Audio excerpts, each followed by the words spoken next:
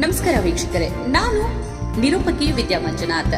ವೀಕ್ಷಕರೇ, ನಿಮಗೋಸ್ಕರ DK news Kannada YouTube ಚಾನೆಲ್ನ ದೇವು ಕೂಚಬಾಳ ಅವರ ಸಾರಥ್ಯದಲ್ಲಿ ಪ್ರಾರಂಭವಾಗಿದೆ. ಈ ಯೂಟ್ಯೂಬ್ ಚಾನೆಲ್ನ ವಿಶೇಷತೆ ಏನಪ್ಪಾ ಅಂತಂದ್ರೆ, ಚಿಕ್ಕವರಿಂದ ದೊಡ್ಡವರವರೆಗೂ ಯಾವುದೇ ವಯಸ್ಸಿನ ಮಿತಿ ಇಲ್ಲದೆ ತಾಜಾ ಸುದ್ದಿ ಸಮಾಚಾರಗಳನ್ನ, ನಿಮ್ಮ ಸುತ್ತಮುತ್ತಲು ನಡೆಯುವಂತಹ ವಿಶೇಷ ಸುದ್ದಿ ಸಮಾಚಾರಗಳನ್ನ, ನಿಮ್ಮ ಊರು, ತಾಲೂಕು ಹಾಗೂ ಜಿಲ್ಲೆ, ರಾಜ್ಯ, ದೇಶದ ಸಮಗ್ರ ಸುದ್ದಿಯನ್ನ ನೀವು ಈ ಒಂದೇ ಯೂಟ್ಯೂಬ್ ಚಾನೆಲ್ ಅಲ್ಲಿ ಪಡೆಯಬಹುದಾಗಿದೆ. ಮತ್ತೆ ತಡ ಮಾಡ್ತಾ ಇದ್ದೀರಾ? ಕೂಡಲೇ ನಮ್ಮ ಡಿಕೆ ನ್ಯೂಸ್ ಕನ್ನಡ ಯೂಟ್ಯೂಬ್ ಚಾನೆಲ್ನ ಸಬ್ಸ್ಕ್ರೈಬ್ ಮಾಡಿ, ನಿಮ್ಮ ಸ್ನೇಹಿತರ ಜೊತೆಗೆ ಶೇರ್ ಮಾಡಿ, ನಮಗೆ ಸಪೋರ್ಟ್ ಮಾಡಿ, ಮರೆಯದೆ ಬೆಲ್ ಐಕನ್ನ ಒಡಿರಿ ಅಂತ ಹೇಳಿ. ಇಂದು ನಮ್ಮ ಈದ್ಗಾ ಮೈದಾನದಲ್ಲಿ ವಿಶ್ವ ಪರಿಸರ ದಿನಾಚರಣೆಯ ಅಂಗವಾಗಿ ಈ ಸಸಿ ನೆಡುವ ಕಾರ್ಯಕ್ರಮವನ್ನು ಈಗ ಈದ್ಗಾ ಮೈದಾನದಿಂದ ಚಾಲನೆಯನ್ನು ನೀಡಲಾಗ್ತಾ ಇದೆ. ಇದಕ್ಕಿಂತ ಪೂರ್ವವಾಗಿ ನಾನು ಈ ಮಾತನ್ನು ಹೇಳಲಿಕ್ಕೆ ಇಷ್ಟಪಡ್ತಾ ಇದ್ದೇನೆ.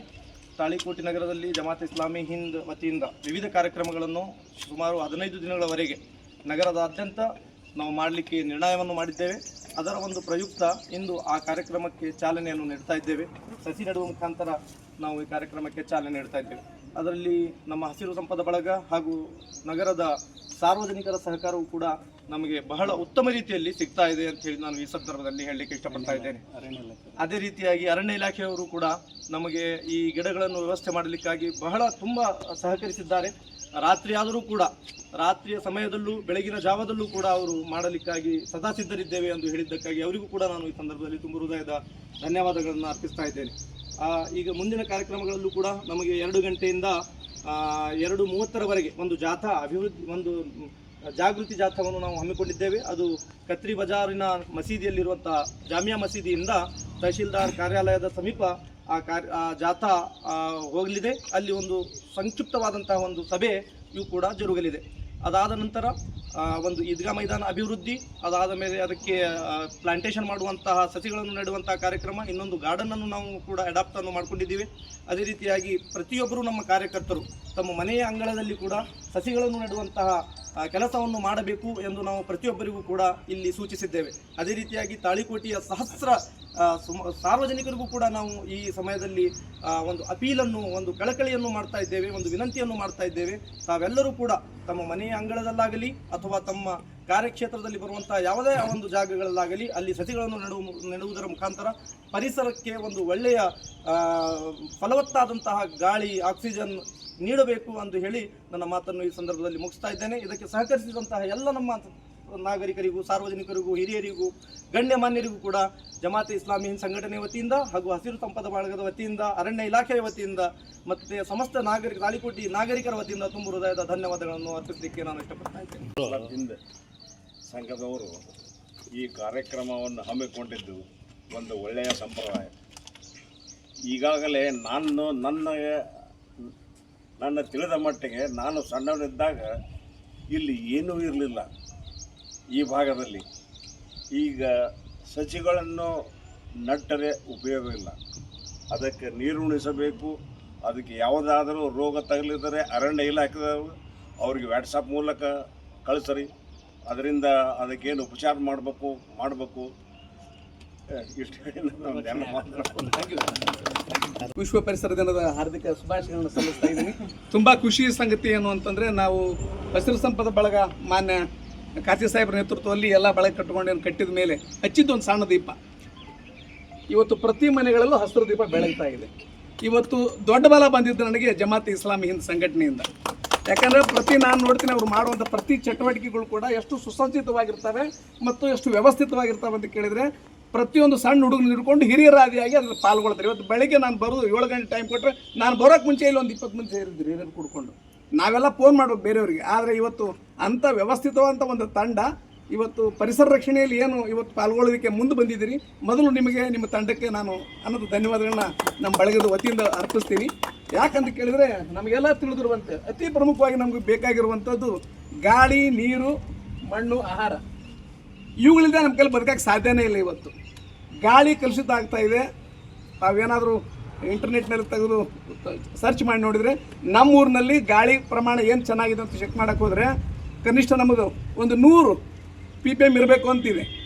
ಸಾಮಾನ್ಯವಾಗಿ 100-200 ತನಕ ಅದರಲ್ಲಿ ಒಳ್ಳೆಯ ಹವಾಮಾನ ಸಿಗ್ತದೆ ಅಂತ ಕೇಳಿದ್ದೀವಿ. ಗಾಳಿಯ ಗುಣಮಟ್ಟ ಅಂತ ಹೇಳ್ತದೆ. ಆದರೆ ನಮ್ಮ ತಾಳಿಕೋಟೆ ಅಂತ ಊರು ನಡೀತದೆ, ಯಾಕಂದ್ರೆ ನಾವು ಇಲ್ಲಿ ಅಷ್ಟೊಂದು ಕಾರ್ಖಾನೆಗಳಿಲ್ಲ, ದೊಡ್ಡ ದೊಡ್ಡ ವಾಹನಗಳ ಸಂಚಾರ ಮಾಡೋಂಗಿಲ್ಲ, ನಾವು ಬದುಕ್ತಾ ಇದ್ದೀವಿ. ಆದರೆ ಬೇರೆ ದೊಡ್ಡ ಊರುಗಳಲ್ಲಿ ಪರಿಸ್ಥಿತಿ ಗಮನಿಸಿದರೆ ಎಲ್ಲರೂ ಮಾಸ್ಕ್ ಹಾಕೊಂಡು ಬದುಕುವಂಥ ಸ್ಥಿತಿ ಇದೆ. ನಮ್ಮ ತಾಳಿಕೋಟೆಗೆ ಆ ಪರಿಸ್ಥಿತಿ ಬರಬಾರ್ದು ಅನ್ನುವಂಥದ್ದು. ನೀರಿನ ವ್ಯವಸ್ಥೆ ಕೂಡ, ಯಾಕಂದರೆ ನಾವು ಮಾಡುವಂಥ ದೊಡ್ಡ ದೊಡ್ಡ ಕೆಲಸ ಮಾಡೋದು ಏನು ಬೇಡ, ಚಿಕ್ಕ ಚಿಕ್ಕ ಕೆಲಸಗಳಿಂದ ಅತಿ ಪ್ರಮುಖವಾಗಿ ನಮಗೆ ಸಮಸ್ಯೆ ಕಾಡ್ತಾ ಇರೋದು ತ್ಯಾಜ್ಯಗಳಿಂದ. ಪರಿಸರವನ್ನು ರಕ್ಷಣೆ ಮಾಡೋದ್ರಲ್ಲಿ ತೊಂದರೆ ಮಾಡ್ತಾ ಇರೋದು ನಮಗೆ ಪ್ಲಾಸ್ಟಿಕ್. ಇವತ್ತು ಪ್ಲಾಸ್ಟಿಕ್ನಿಂದ ನಾವು ಭಾಳಷ್ಟು ನಾಶ ಆಗ್ತಾ ಇದ್ದೀವಿ. ನಮಗೆ ಒಂದು ಭಾಳ ಚಂದ ಹೇಳಿದಾರೆ, 3 R's ಅಂತ ಮಾಡ್ತೇವೆ ಹೇಳ್ತಾರೆ. ಅದ್ರ ಒಂದು ರೆಡ್ಯೂಸ್ ಅಂತಿದೆ, ಒಂದು ರೀಯೂಸ್ ಅಂತಿದೆ, ಒಂದು ರೀಸೈಕಲ್ ಅಂತ ಹೇಳ್ತಾರೆ ಅವರು. ಅಂದರೆ ಪ್ಲಾಸ್ಟಿಕ್ ಬಳಕೆಯನ್ನು ಕಡಿಮೆ ಮಾಡಿರಿ, ಅದನ್ನೇ ಮತ್ತೆ ಮತ್ತೆ ಬಳಸಿ, ಆಮೇಲೆ ಅದನ್ನು ಮರುಬಳಕೆ ಮಾಡಿರಿ ಅಂತ. ಈ ಮೂಲಕ ನಾವು ಪರಿಸರಕ್ಕೆ ನ್ಯಾಯವನ್ನು ನೀಡಬಹುದು ಅನ್ನೋದ್ರ ಜೊತೆಗೆ ಪುಟ್ಟ ಪುಟ್ಟ ಕೆಲಸಗಳು ಅಂದರೆ ನೀರನ್ನು ಉಳಿಸ್ಬೇಕಾಗಿದೆ. ದಾರಿಲಿ ಹೋಗ್ತಾ ಇರ್ತೀವಿ, ನಮ್ಮ ಮನೆಯಲ್ಲೇ ನೀರನ್ನ ನಲ್ಲಿ ಬಂದಾಗ ಎಷ್ಟು ಬೇಕಷ್ಟು ತೊಗೊಂಡು ಹೆಚ್ಚಿನ ನೀರನ್ನ ಬಂದ್ ಮಾಡಿದರೆ ಅಷ್ಟು ಸಾಕು. ಮನೆಯಲ್ಲಿರುವಂಥ ಕಸಬನ್ನು ಏನು ನಮ್ಮ ಪುರಸಭೆ ಬರ್ತದೆ, ಪುರಸಭೆ ಗಾಡಿಗೆ ಹಾಕಿದರೆ ಸಾಕು, ರಸ್ತೆಗೆ ಚೆಲ್ಲದೇನೆ ಮಾಡುವಂಥ ಸಣ್ಣ ಸಣ್ಣ ಕೆಲಸಗಳಲ್ಲಿ ನಾವು ಪರಿಸರಕ್ಕೆ ನೆರವು ನೀಡುತ್ತೀವಿ. ಇವತ್ತು ನೀವು ನಂಬುವುದಿಲ್ಲ, ಬೆಂಗಳೂರಿನಲ್ಲಿ ಒಂದು ದಿನಕ್ಕೆ 6,000 ಟನ್ನಷ್ಟು ಘನತ್ಯಾಜ್ಯ ಪ್ರತಿದಿನ ಉತ್ಪತ್ತಿ ಆಗುತ್ತೆ. ಅವ್ರು ಎಲ್ಲಿ ಹಾಕ್ಬೇಕು ಅದನ್ನು? ಇರೋದು ನಮ್ಮ ದಿಂದೆ ಒಂದೇ ಭೂಮಿ, ಜನಸಂಖ್ಯೆ ಪ್ರತಿದಿನ ಹೆಚ್ಚಾಗ್ತಾ ಇದ್ದೀವಿ. ಸರ್ ಆಗಲೇ ಹೇಳಿದರು, ಮೊದಲು ಏನೂ ಇರಲಿಲ್ಲ ಇಲ್ಲಿ, ಇವತ್ತು ಇಷ್ಟು ಬೆಳೆದಿದೆ. ಹಿಂಗೆ ಬೆಳ್ಕೊತ ಹೋಗ್ತದೆ ಹೊರತು ಈ ಭೂಮಿ ಬೆಳೆಯಂಗಿಲ್ಲ. ಭೂಮಿ ಬೆಳಿಬೇಕು ಅಂದರೆ ನಮ್ಮ ಸಂಖ್ಯೆನೂ ಕಡಿಮೆ ಆಗಬೇಕು. ಯಾರು ಇಲ್ಲ ಅಂದರೆ ಭಾಳ ಚಂದ ಬಂದದ್ದು ಇವತ್ತು ಪ್ರಜಾವಾಣಿ, ತಾವು ಯಾರು ನೋಡಿದ್ರೆ ನೋಡಬೇಕು. ಭೂಮಿ ಮಾತಾಡಂಗಿಲ್ಲ ಅಂತ್ರಿ, ಅದು ಬರೀ ಸಂದೇಶಗಳನ್ನು ಕಳಿಸ್ತದಂತ. ಏನು ಸಂದೇಶಗಳನ್ನು ಕಳಿಸ್ತೈತೆ ಅದು? ನೀವು ಆಡುವಂಥ ತೊಂದರೆಗಳನ್ನು ನಿವಾರಣೆ ಮಾಡಲಿಕ್ಕೆ ಅದು ಜೋರಾದ ಮಳೆಯನ್ನು, ಪ್ರಕೋಪವನ್ನು ನೀಡ್ತೈತೆ, ಬಿರುಗಾಳಿಗಳನ್ನು ಬೀಸ್ತೈತೆ, ಸಮುದ್ರಗಳಲ್ಲಿ ಅಲೆಗಳು ಉಕ್ಕೇರುವಂಗೆ ಮಾಡ್ತೈತೆ. ಅದಕ್ಕೆ ಸಣ್ಣ ಸಣ್ಣ ಕೆಲಸಗಳ ಮೂಲಕ ನಾವು ಅದನ್ನು ಉಳಿಸ್ಬೇಕು. ಭಾಳ ಚಂದ ಕುರಾನ್ದಲ್ಲಿ ಒಂದು ಮಾತಿದೆ, ಬೆಂಕಿ ಬಿದ್ದಾಗ ಭಾಳ ಚಂದ ಯಾವಾಗಲೂ ಹೇಳ್ತೀನಿ ಅದನ್ನು, ಬೆಂಕಿ ಬಿದ್ದಾಗ ಎಲ್ಲರೂ ಸುಮ್ಮನೆ ಕುಂತ್ರೆ ಒಂದು ಹಕ್ಕಿ ಮಾತ್ರ ಒಂದು ಹನಿ ಕೊಕ್ಕಿಂದ ನೀರು ಹಾಕ್ತಿತ್ತಂತ. ಅದಕ್ಕೆ ನೀನೇನು ಇದ್ರ ಅರ್ಥ ಏನು ಅಂತ ಕೇಳಿದ್ರು ಹೇಳಿದ್ರಂತೆ, ಮ್ಯಾಲಿದ್ರುವಂಥ ಭಗವಂತ ಕೇಳ್ತಾನೆ, ಎಲ್ಲರೂ ಆ ಕಡೆ ಇದ್ರು ನಾ ಈ ಕಡೆ ಹಾಕಿದ್ದೀನಿ ಅಂತ ಕೇಳಿದ್ರೆ ನನ್ನ ಕೈಲಾದಷ್ಟು ನನ್ನ ಪ್ರಯತ್ನ ನಾನು ಮಾಡ್ತಾ ಇದ್ದೀನಿ.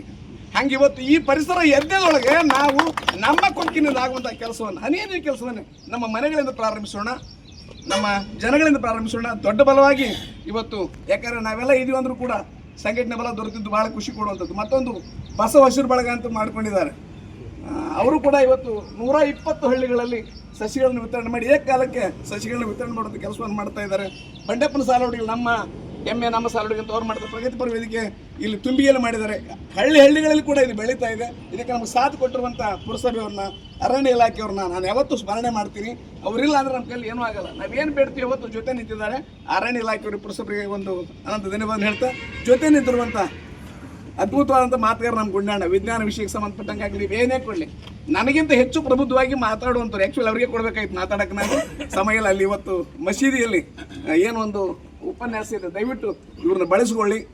ಇವತ್ತು ಒಂದು ಒಳ್ಳೆ ಉಪನ್ಯಾಸ ಸಿಗ್ತದೆ. ಅದು ಬರೀ ಕೇಳಿ ಹೇಳಿದ್ರು, ಸರ್ ಹೇಳಿದ್ರಾಗಲಿ, ಬರೀ ಗಿಡ ಹಚ್ಚಿದ್ರೆ ಸಾಲದು, ಅದನ್ನು ಬೆಳೆಸಬೇಕು. ಅದು ಬರೀ ಕೇಳಿದ್ರೆ ಸಾಲದು, ಅದನ್ನು ನಾವು ಈ ಪರಿಸರವನ್ನು ರಕ್ಷಣೆ ಮಾಡಿ ಉಳಿಸೋಣ ಅಂತ ಹೇಳ್ತಾ ಇವತ್ತು ಬಂದಿರುವಂಥ ತಮ್ಮೆಲ್ಲರಿಗೆ ವಂದಿಸಿ ಅನಂತ ಕೋಟಿ ಧನ್ಯವಾದಗಳು ಸರ್. Thank you.